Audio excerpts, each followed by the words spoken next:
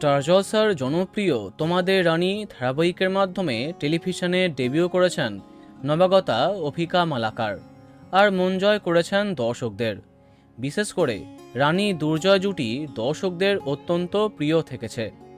কিন্তু ধারাবাহিকে একের পর এক এমন মোড় আসছে, তাতে মন খারাপ হতে বাধ্য দর্শকদের। সম্প্রতি তোমাদের রানীতে দেখা যাচ্ছে দুই নৌকাতে পা দিয়ে চলছে রানী।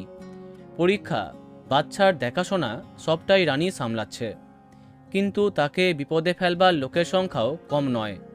নিজের সন্তানের সঙ্গে পরীক্ষা দিতে যায় রানী, সবই ঠিক ছিল, কিন্তু মাঝখান থেকে অনিক তার সন্তানকে চুরি করে পালায়, আর দুর্জয়ের সন্তান চুরি গেছে এটা শুনে গোটা পরিবার কান্নায় ভেঙে পড়ে। পরবর্তীকালে রানী দুর্জয় তাদের সন্তানকে রক্ষা করলেও রানীকে এই সবের জন্য দোষারোপ করে শুক্লা এবং বাড়ি থেকে তাকে বের করে দেয়। তাহলে কি আলাদা হয়ে যাবে রানী দুর্জয়? দেখানো হচ্ছে রানী তার সন্তানকে নিয়ে বেরিয়ে যাচ্ছে। তাহলে কি এবার আলাদা হচ্ছে তাদের পথ চলা? ধারাবাহিকটি যখন আরম্ভ হয় তখন শোনা গেছিল একটা সময় আলাদা হবে রানী দুর্জয়, অনেক সময়ের জন্য। কিছুটা সময় পেরিয়ে যাবে গল্প। তাহলে কি এবার তেমন কিছু হতে যাচ্ছে?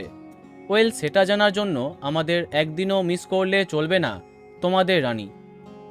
তো বন্ধুরা, এটা কার কার প্রিয় কমেন্টে জানাতে পারো।